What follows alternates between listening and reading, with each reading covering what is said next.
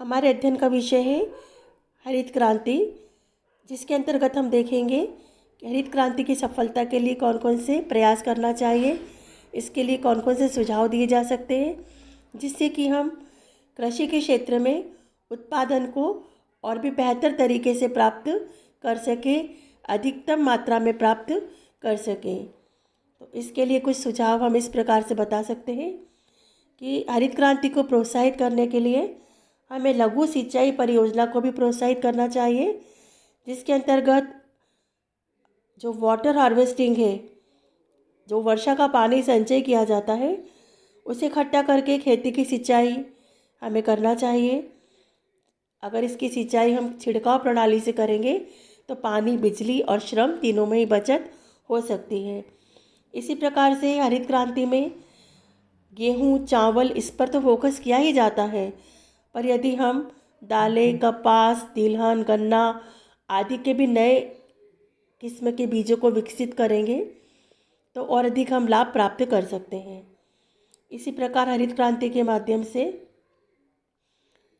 जो सीमांत और छोटे किसान होते हैं, उन्हें हम उन्नत बीज, उर्वरक, सिंचाई आदि सुविधाओं के लिए सरलता से हम साख सुविधाएं बैंक द्वारा दे सकते हैं। इससे कि वह प्रोत्साहित होंगे। ऋण लेने की जो तरीका होता है उसको आसान बनाना होगा, बेहतर तरीके से उनका मार्गदर्शन करना होगा, जिससे कि वह सीमांत छोटे किसान को लाभ मिल सके। इसी प्रकार हम देखेंगे कि हरित क्रांति के माध्यम से हम भूमि सुधार कार्यक्रम को प्रोत्साहित कर सकते हैं। भूमि सुधार कार्यक्रम को बहुत अधिक प्रभावशाली बना सकते हैं और इसको सुचारू रूप से लागू करने के लिए हमें जो सीमा निर्धारण से प्राप्त भूमि होती है, उन्हें भूमि उन किसानों को दे देना चाहिए। इसी प्रकार चकबंदी को प्रभावशाली बनाना चाहिए और जोत के विभाजन पर रोक लगाना चाहिए, जिससे कि हमको बेहतर परिणाम मिल सके। इसी प्रकार हमको मूल्य नीति को भी प्रोत्साहित करना चाहिए। अन्य फसलों के लिए भी उन्नत बीजों का विकास करना चाहिए। इसी प्रकार जो शुष्क खेती होती है उसको भी प्रोत्साहित करना चाहिए। फसलों की बीमा योजना का लाभ लघु और सीमांत कृषकों तक पहुँचे, ऐसी कोशिश करना चाहिए, क्योंकि गांव जो किसान होता है वह कृषि पर आधारित होता है, मानसून पर आधारित होता है और कई बार प्राकृतिक विपत्तियां होती हैं जो फसलों को ख़त्म कर देती हैं। इसीलिए फसलों की बीमा योजना किसानों तक पहुंचनी चाहिए और उसको प्रोत्साहित भी किया जाना चाहिए। जैसे कि जनजातीय क्षेत्र होते हैं या फिर पहाड़ी क्षेत्र होते हैं, वहाँ पर हरित क्रांति सफल नहीं हो पाती ज़्यादा, तो ऐसे असफल क्षेत्रों में भी कृषि विकास को प्रोत्साहन देना चाहिए और वहाँ के निवासियों को जागरूक करना चाहिए, जिससे कि वह हरित क्रांति का बेहतर लाभ उठा सके। इसी प्रकार इस क्षेत्र में उच्च अनुसंधान करना चाहिए और कृषि पर आधारित उद्योग होते हैं उनका विकास भी करना चाहिए। पशु संवर्धन, दुग्ध व्यवसाय, मछली पालन आदि को भी प्रोत्साहित करना चाहिए।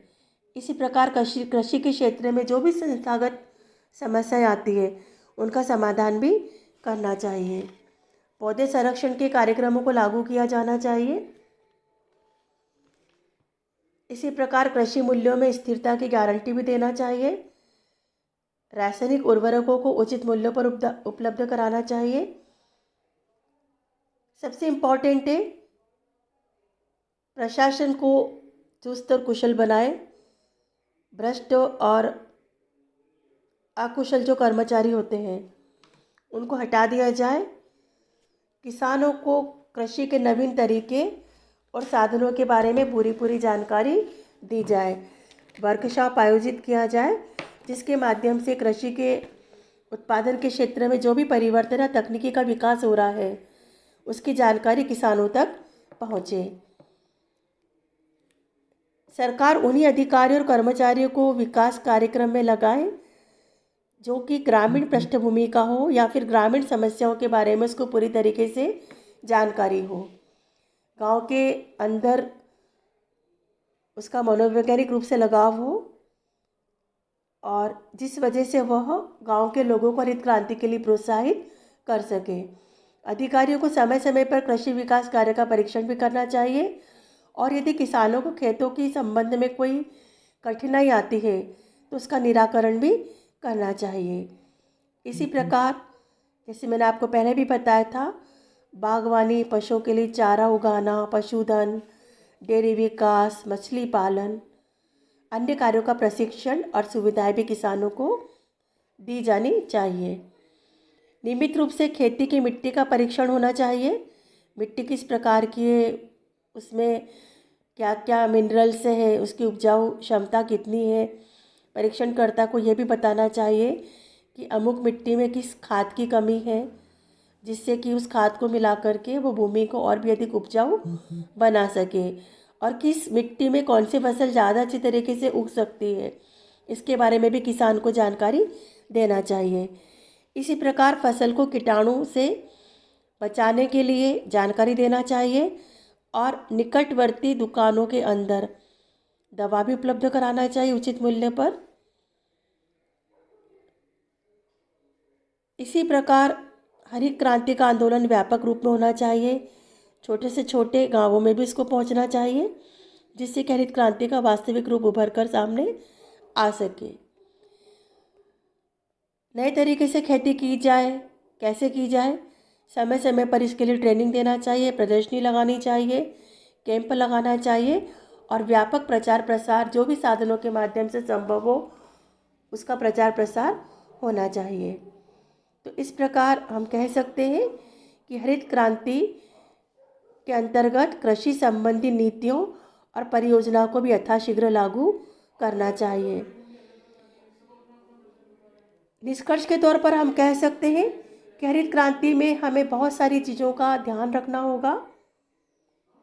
लोगों की जागरूकता, एक अच्छी नीति, अच्छी बैंकिंग, अच्छा मार्गदर्शन, अंदर एक उत्साह करने का, अगर ये सब चीज़ें होगी तो हरित क्रांति को हम और बेहतर तरीके से कर सकते हैं और हरित क्रांति से हम और बेहतर उत्पादन प्राप्त कर सकते हैं और अपने देश को आत्मनिर्भर तो हम बना ही रहे हैं, साथ ही साथ हम देश के अंदर निर्यात, देश के बाहर जो सामान निर्यात किया जाता है, फसलें निर्यात की जाती है, उसको भी हम करने में और अधिक सक्षम होंगे, जिससे कि हमारी अर्थव्यवस्था में आमूल परिवर्तन आ सकता है।